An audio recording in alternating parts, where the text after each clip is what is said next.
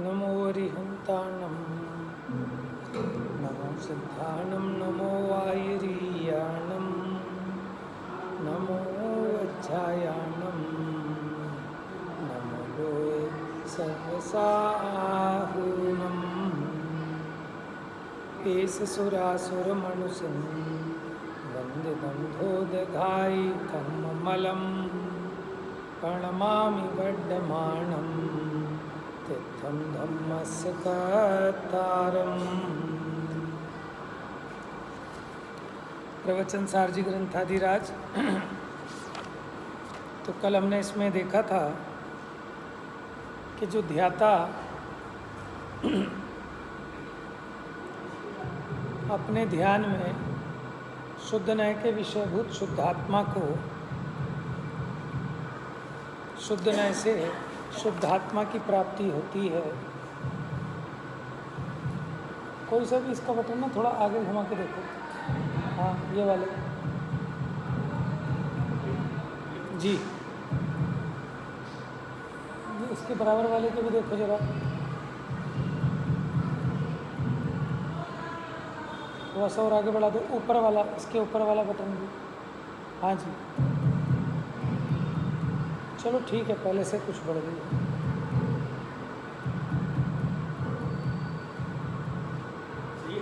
हाँ ठीक है, कोई बात नहीं। Hello hello.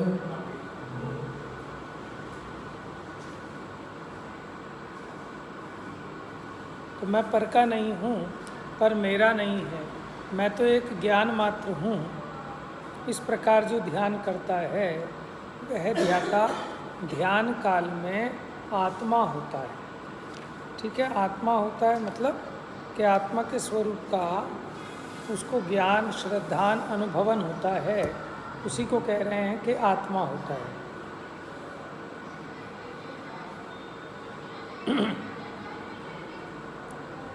आइए गाथा नंबर 192, पेज नंबर 352। अब ऐसा उपदेश देते हैं कि ध्रुवत्व के कारण शुद्धात्मा ही उपलब्ध करने योग्य है। ध्रुवत्व माने होता है जो अनादि अनंत हो, जिसका कभी नाश नहीं होता है ना। तो कौन सी चीज़ खरीदने लायक है कि जो जल्दी नष्ट हो जाए या जो कभी नष्ट ना हो है। पेज नंबर 354, गाथा नंबर 192 पढ़ेंगे गाथा। एवं नाणपाणं दंसनभूतम् अदिन्द्रियमहत्थं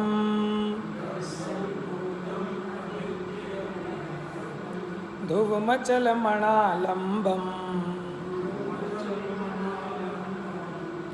मन्येऽहम् अपगं शुद्धम्।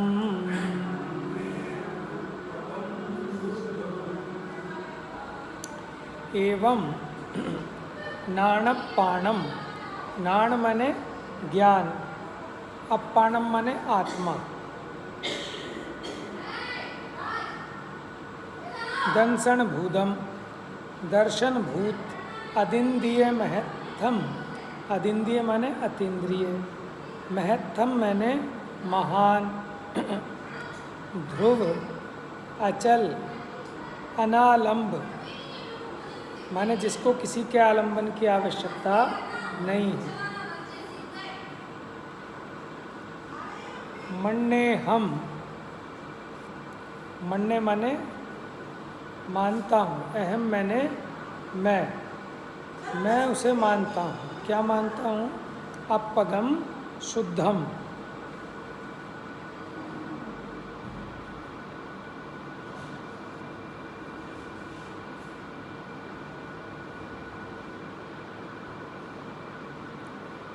तो देखिए अन्वयार्थ देखिए।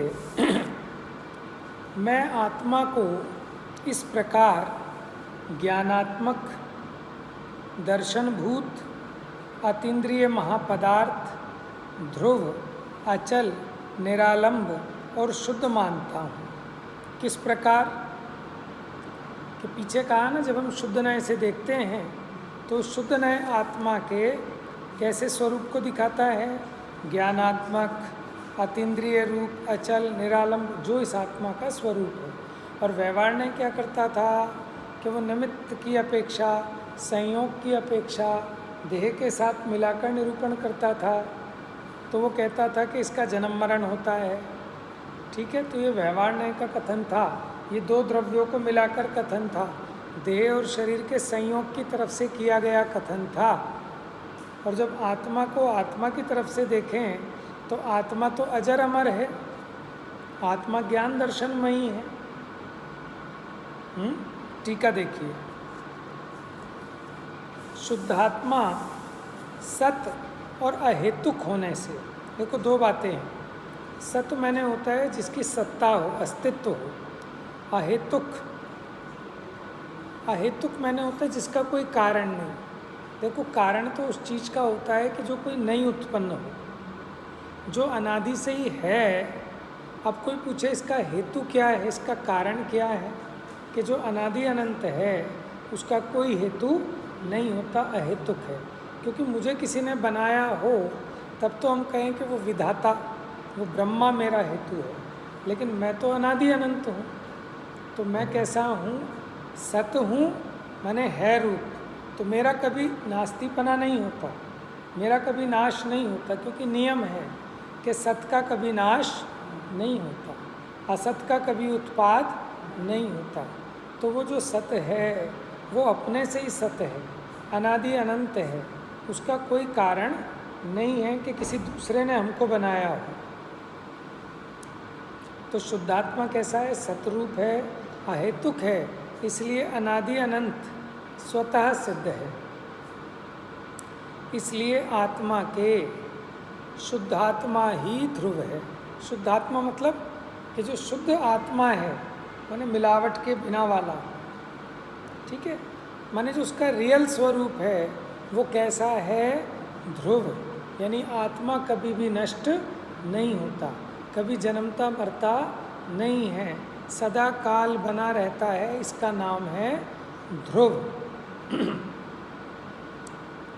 दूसरा कुछ भी ध्रुव नहीं है। दूसरा कुछ भी माने संयोग, स्त्री पुत्र, मकान, धन आदि, ये कुछ भी नित्य नहीं है। यद्यपि 6 द्रव्य ध्रुव हैं, लेकिन अध्रुव किसको कह रहे हैं कि संयोग। ये जो तेरी पत्नी है वो भी ध्रुव है, क्योंकि वो भी आत्मा है, लेकिन वो पत्नीपना ध्रुव नहीं है। हाँ, जो आज पत्नी है कल माता बन जाएगी, कोई कोई कुछ कुछ बनता रहेगा, क्योंकि तू, हाँ, क्योंकि वो भी आत्मा है, लेकिन तुम उसे आत्मा थोड़ी देख रहे हो, तुम तो पत्नी देख रहे हो, है। पुद्गल भी नित्य है, ध्रुव है, लेकिन तुम इस मकान को पुद्गल कहाँ देख रहे हो, तुम तो इसे मेरा मकान देख रहे हो। तो जो तुम देख रहे हो ना, संयोग अनित्य हैं, वस्तुएं तो नित्य हैं लेकिन संयोग अनित्य हैं। दूसरा, द्रव्य रूप कर सर्व थिर, परजय थिर है कौन। द्रव्य दृष्टि आपा लखो, परजय नय करी गौण। कि द्रव्य रूप से तो हर चीज़ स्थिर है, लेकिन पर्याय रूप से तो कुछ भी स्थिर नहीं है। आत्मा शुद्ध इसलिए है कि उसे परद्रव्य से विभाग और स्वधर्म से अविभाग है, इसलिए एकत्व है। पर से भिन्न रहता हूँ और अपने गुण धर्मों में व्याप्त रहता हूँ, अपने गुण धर्मों से अभिन्न रहता हूँ। इसका नाम है शुद्धपना, मिलावट से रहित। अपना कुछ छोड़ता नहीं, पर का कुछ भी ग्रहण करता नहीं, इसका नाम है शुद्धत्व, एकत्व। वह एकत्व आत्मा के ज्ञानात्मक पने के कारण, माने आत्मा पर को ग्रहण नहीं करता, अपने स्वरूप को छोड़ता नहीं, ऐसा जो आत्मा का एकत्व विभक्त स्वरूप है वो किस कारण से है। पहला, ज्ञानात्मक पने के कारण, कि मैं ज्ञानमय रहता हूँ। दर्शन भूत पने के कारण दर्शनमय रहता हूँ। अतीन्द्रिय महापदार्थ पने के कारण, कि मैं इंद्रियों के द्वारा जानने में नहीं आता, और इंद्रियों से सच पूछो तो जानने का मेरा स्वभाव भी नहीं है। इसलिए मैं बिना इंद्रियों के जानूं और बिना इंद्रियों के जानने में आऊं, ऐसा अतीन्द्रिय महापदार्थ हूँ। अचल पने के कारण मैं चलाचल नहीं होता, हमेशा मैंने चलायमान नहीं होता। जैसा मेरा रूप है मैं सदा चिद्रूप रहता हूँ। इसलिए अचल पने के कारण निरालंब पने के कारण मुझे पर के अवलंबन की आवश्यकता नहीं। मैं जो आत्मा हूँ इस शरीर के कारण नहीं, कर्म के कारण नहीं, तो मुझे पर के अवलंबन की आवश्यकता नहीं है। इस प्रकार वो आत्मा सदा शुद्ध है। शुद्ध का मतलब पर से भिन्न और अपने गुण धर्मों से अभिन्न। इनमें से जो ज्ञान को ही अपने में धारण कर रखता है और जो स्वयं दर्शनभूत है, ऐसे आत्मा का अतन्मय, अतन्मय माने जिनमें मैं लीन नहीं होता, मैं जिस रूप नहीं होता, ऐसे पर द्रव्य से भिन्नत्व है। मैं अपने रूप में रहता हूँ, इसका मतलब है कि मैं पर रूप नहीं रहता। कैसा मर्डर हुआ था उस दिन आप कहाँ थे? कि मैं तो मुंबई में था, इसका मतलब दिल्ली में नहीं था। जब मैं ज्ञानमय रहता हूँ तो ज्ञान के अलावा जो अज्ञान रूप माने जड़ रूप दशाएं हैं वो मैं अपने में धारण नहीं करता।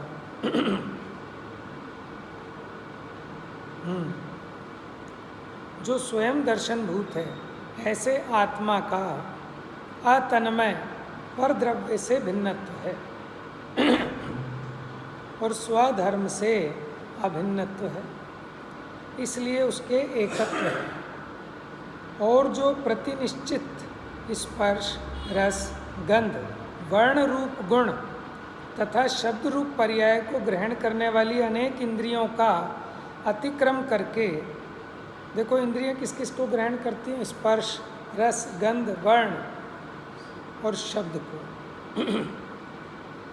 इनको ग्रहण करती है। तो उन इंद्रियों का उल्लंघन करके समस्त स्पर्श, रस, गंध, वर्ण रूप गुणों और शब्द रूप पर्यायों को ग्रहण करने वाला एक सत महापदार्थ है। ऐसे आत्मा का इंद्रियात्मक पर द्रव्य से विभाग है। माने वो आत्मा इंद्रिय रूप नहीं है, इंद्रियां तो जड़ है, उन इंद्रियों से भिन्न है आत्मा। और स्पर्श आदि के ग्रहण स्वरूप स्वधर्म से अविभाग है। देखो स्पर्श, रस, गंध, वर्ण ये परद्रव्य के गुण हैं, लेकिन स्पर्श, रस, गंध, वर्ण को जानना ये मेरा धर्म है। तो मैं स्पर्श, गंध, वर्ण रूप तो नहीं होता, लेकिन उनके जानने रूप हमेशा होता हूँ। उनको जानने रूप तो मेरा स्वभाव है, तो इसलिए मेरा एकत्व है। और क्षण विनाश रूप से प्रवर्तमान ज्ञेय पर्यायों को, माने जो क्षण क्षण में नष्ट होती हैं, ऐसी ज्ञेय पर्यायों को ग्रहण करने और छोड़ने का अभाव होने से जो अचल है, ऐसे आत्मा को ज्ञेय पर्याय स्वरूप पर द्रव्य से विभाग है। इसको बुला देना जो बाहर बैठे हैं ना भैया पांडे, वो ठीक करेगा, गला पकड़ रहा है।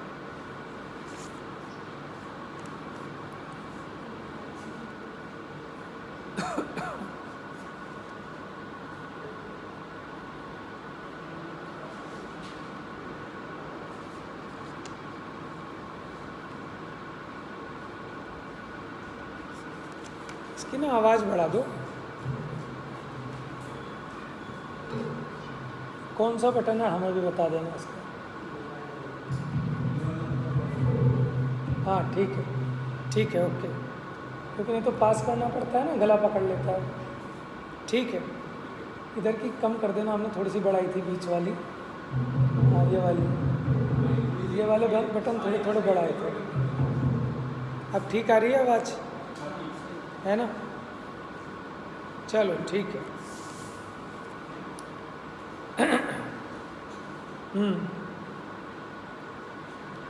और क्षण विनाश रूप से प्रवर्तमान ज्ञेय पर्यायों को ग्रहण करने और छोड़ने का अभाव होने से जो अचल है, ऐसे आत्मा को ज्ञेय पर्याय स्वरूप परद्रव्य से विभाग है और तन्निमित्तक ज्ञान स्वरूप स्वधर्म से अविभाग है, इसलिए उसके एकत्व है। देखो, जो ज्ञेय की पर्याय है ना, निरंतर परिणमित होती हैं, परद्रव्यों का जो भी परिणमन है, मैं उससे तो भिन्न रहता हूँ, लेकिन उसके जानने का जो ज्ञान है वो तो मेरा धर्म है, उससे अभिन्न रहता हूँ। यह बता रहे हैं कि ज्ञेय पर्यायों का निरंतर वस्तुएं उत्पन्न और विनष्ट हो रही हैं, उसकी पर्याय चेंज हो रही हैं, तो उससे तो मैं भिन्न रहता हूँ, लेकिन उन पर्यायों को जानने का जो मेरा स्वभाव है वो अचल है, वो अनादि अनंत है, उससे मैं अभिन्न रहता हूँ, इसलिए मेरे एकत्व है। ये सारे बोल इसलिए बता रहे हैं कि एकत्व कैसे है। और नित्य रूप से प्रवर्तमान ज्ञेय द्रव्यों के आलंबन का अभाव होने से जो निरालंब है, ऐसे आत्मा का ज्ञेय पर द्रव्यों से विभाग है और तन्निमित्तक ज्ञान स्वरूप स्वधर्म से अविभाग है। माने मैं उन ज्ञेय द्रव्यों के आलंबन से रहित हूँ, वो ज्ञेय द्रव्यों से मैं भिन्न हूँ, और उन ज्ञेय द्रव्यों को जानने रूप जो मेरा स्वभाव है उससे मैं अभिन्न हूँ, इसलिए मुझे एकत्व है। इसमें दोनों बातें आ गई, पर से भिन्न, अपने से अभिन्न, इसका नाम एकत्व है। इस प्रकार आत्मा शुद्ध है, क्योंकि चिन्ह मात्र शुद्ध न है, उतना ही मात्र निरूपण स्वरूप है। माने चैतन्य मात्र शुद्ध न है, आत्मा को मात्र शुद्ध ही निरूपित करता है। और यहाँ शुद्ध का मतलब क्या है कि पर से भिन्न और अपने से अभिन्न। समय सार में पूरी यही कथा है, पर से जुदा एकत्व की, एकत्व विभक्त भगवान आत्मा की कथा कहूँगा। अपने से एक रूप और अपने अलावा जितने परद्रव्य हैं उनसे न्यारा रहता हूँ, इसका नाम है शुद्धता, और इसको बताने वाला है शुद्ध नय। बात समझ में आई?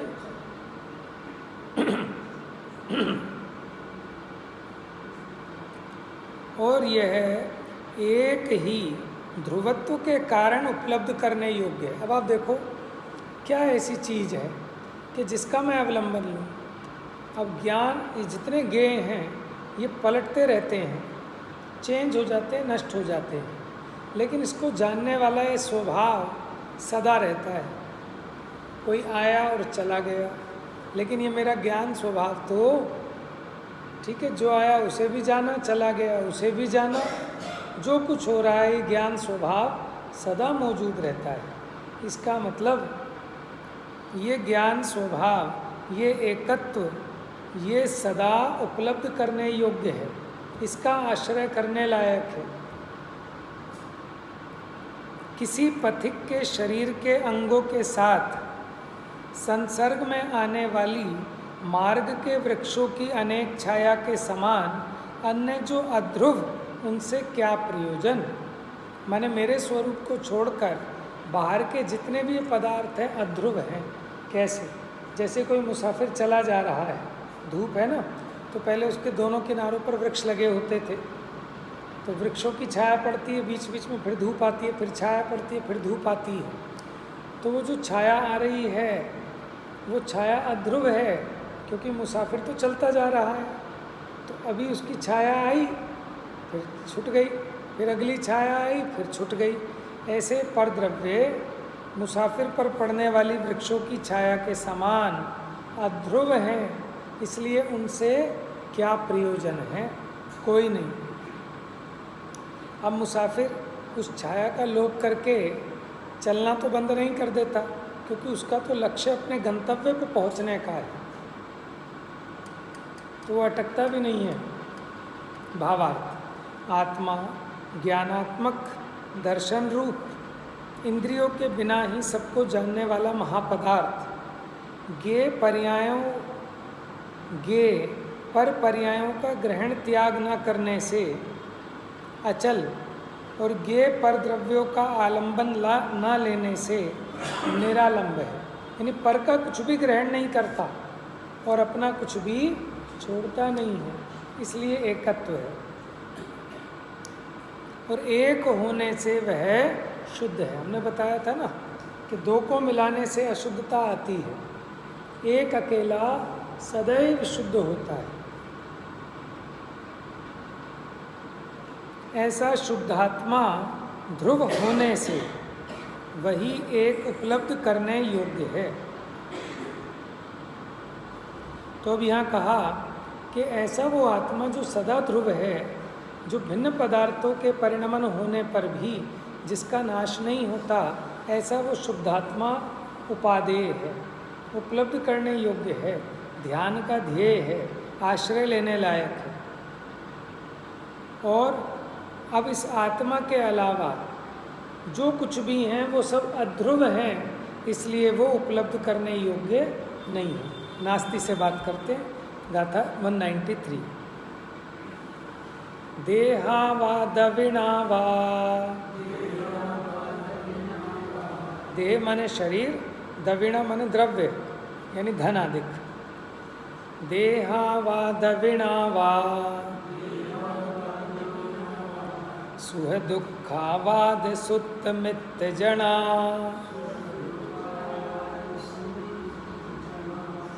सुख दुख है ना, सुह दुखा वा अथवा सुत सत्तु, सुत नहीं है सत्तु है, सत्तु माने शत्रु, मित्र माने मित्र, जन। जीवस्य न संति ध्रुवा, ध्रुवो ओगप्पगो अप्पा। तो जीवस्य माने जीव के न संति ध्रुवा, कुछ भी ध्रुव नहीं है। कौन कौन ध्रुव नहीं है कि जिन्हें हम ध्रुव माने बैठे हैं? देह ध्रुव नहीं है, धन ध्रुव नहीं है, ये सुख दुख कर्म के उदय से होने वाले सुख दुख वो भी ध्रुव नहीं है। शत्रु और मित्र भी ध्रुव नहीं है, वो भले ही ना मरे लेकिन मित्रता मर जाती है, शत्रु भले ना मरे लेकिन शत्रुता मर जाती है। इसलिए कह रहे हैं शत्रुपना, मित्रपना, सुख दुख, देह धन कुछ भी जीव के ध्रुव नहीं है। और क्या है ध्रुवा? अच्छा, ध्रुवो ओगप्पगो अप्पा, ध्रुव कौन है? उपयोगात्मक आत्मा वो ध्रुव है। अन्वयार्थ, शरीर धन सुख दुख अथवा शत्रु मित्र जन जीव के ध्रुव नहीं है। ध्रुव तो उपयोगात्मक आत्मा है। टीका, जो परद्रव्य से अभिन्न होने के कारण और परद्रव्य के द्वारा उपरक्त होने वाले स्वधर्म से भिन्न होने के कारण आत्मा को अशुद्धपने का कारण है,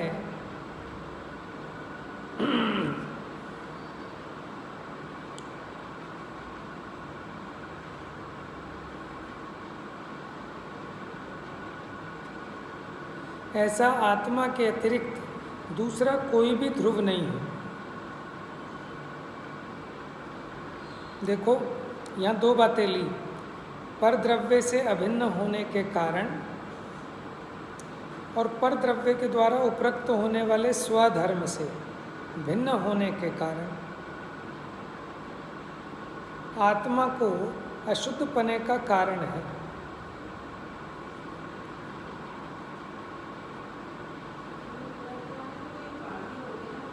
हाँ, उपरक्त माने क्या होता है? उपाधि। जैसे स्फटिक मणि के उदाहरण में हमने देखा था, लाल फूल लगाया तो उसके निमित्त से वो स्फटिक मणि लाल रूप होती है। उसी प्रकार कर्म के उदय से ये जीव मोही रागी द्वेषी यानी उपरक्त होता है, यानी इसका जो स्वधर्म है, इसका जो अपना भाव है वो मलिन रूप होता है। तो आत्मा को अशुद्धता दो कारणों से आती है। एक तो परद्रव्य के संयोग से, ठीक है, लेकिन उससे आत्मा भिन्न है। संयोग तो होता है लेकिन आत्मा तो उस परद्रव्य से भिन्न रहता है। दूसरा, परद्रव्य के द्वारा उपरक्त होने वाले अपने स्वधर्म से, यानी मेरे भी जो धर्म है वो परद्रव्य के निमित्त से मलिन हो जाते हैं। जैसे मोह कर्म के उदय में आत्मा मोही हो जाता है, इन दो से आत्मा अशुद्ध होता है ना। एक तो परद्रव्य के संयोग से और परद्रव्य के निमित्त से अपने में होने वाले विकारी भावों से।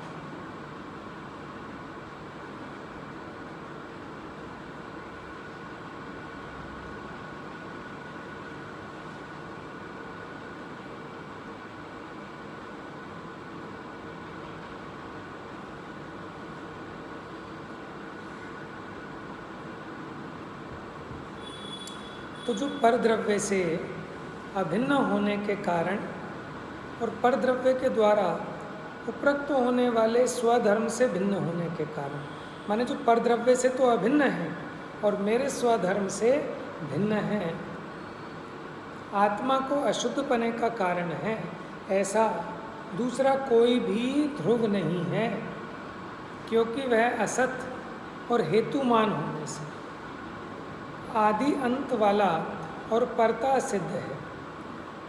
ध्रुव तो उपयोगात्मक शुद्धात्मा ही है। क्यों है? देखो, आत्मा को कैसा कहा था? सत, अहेतुक, अनादि अनंत, स्वतः सिद्ध। और ये जितने भी संयोग हैं वो कैसे हैं? असत हैं, हेतुमान हैं। उन संयोगों का कोई ना कोई हेतु है। तो कर्म के उदय ने मिलाया तो कर्म का उदय जाएगा तो वो मित्रता भी चली जाएगी, शत्रुता भी चली जाएगी, पितापना पुत्रपना भी चला जाएगा। फिर वो आदि अंत सहित है। आत्मा तो अनादि अनंत था, लेकिन ये संयोग ये कैसे हैं? इनका प्रारंभ भी है और इनका अंत भी है। आत्मा तो स्वतः सिद्ध था, लेकिन ये संयोग परतः सिद्ध हैं, पर के द्वारा, माने कर्म के उदय आदि के कारण। तो इसलिए अध्रुव हैं, ठीक है। और ये आत्मा ध्रुव तो उपयोगात्मक शुद्ध आत्मा ही है। ऐसा होने से मैं उपलभ्यमान माने उपलब्ध करने योग्य अध्रुव ऐसे शरीर आदि को वे उपलब्ध होने पर भी उपलब्ध नहीं करता। माने यद्यपि वो संयोग में हैं, उपलब्ध हैं, तो भी मैं उनको उपलब्ध नहीं करता, माने मैं उनको प्राप्त नहीं करता। और ध्रुव ऐसे शुद्धात्मा को उपलब्ध करता हूँ। मैंने अपने ज्ञान में, श्रद्धा में और आचरण में मैं अपने शुद्धात्मा को ही अपना प्राप्य बनाता हूँ, उपादेय मानता हूँ। इनको उपादेय नहीं करता। भले संयोग में तो हैं, लेकिन अपने ज्ञान श्रद्धा आचरण में इनको उपलब्ध नहीं करता, क्योंकि ये कैसे हैं? क्षणिक हैं, अध्रुव हैं, पर हैं, दुख रूप हैं, दुख के कारण हैं। और आत्मा कैसा है? शुद्धात्मा अनादि अनंत है, असत है, अहेतुक है, स्वतः सिद्ध है, सुख रूप है, सुख का कारण है, ध्रुव है। ऐसे आत्मा को मैं उपलब्ध करता हूँ, माने उपादेय करता हूँ।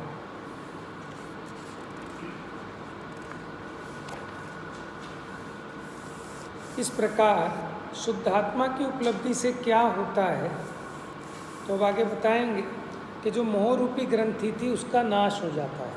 ऐसे शुद्धात्मा को उपलब्ध करने पर मोह रूपी ग्रंथि का नाश हो जाता है। तो वो गाथा कर लेंगे। तो इस प्रकार अपनी 192 193 नंबर की गाथा में आज ये दो बातें बताई कि एक तो आत्मा को किस प्रकार उपलब्ध करता हूँ, कैसा मानता हूँ, माने शुद्धात्मा का स्वरूप उपलब्ध करने योग्य है, वही उपादेय है। ठीक है, 192 नंबर की गाथा में बताया। फिर 193 में बताया कि अद्रुप पने के कारण आत्मा के अतिरिक्त कुछ भी उपादेय नहीं है, उपलब्ध करने योग्य नहीं है। तो अस्थि और नास्ति से बात की, एक ये ध्रुव आत्मा ही उपलब्ध करने योग्य है। ठीक है, भले ही कठिन हो और ये संयोग सारे अपने को सुलभ दिखते हों, लेकिन फिर भी ये उपलब्ध करने योग्य नहीं है। उपलब्ध करने योग्य अपना शुद्धात्मा ही है। ऐसी दो गाथाओं के माध्यम से चर्चा हुई। जा वाणी के ज्ञान से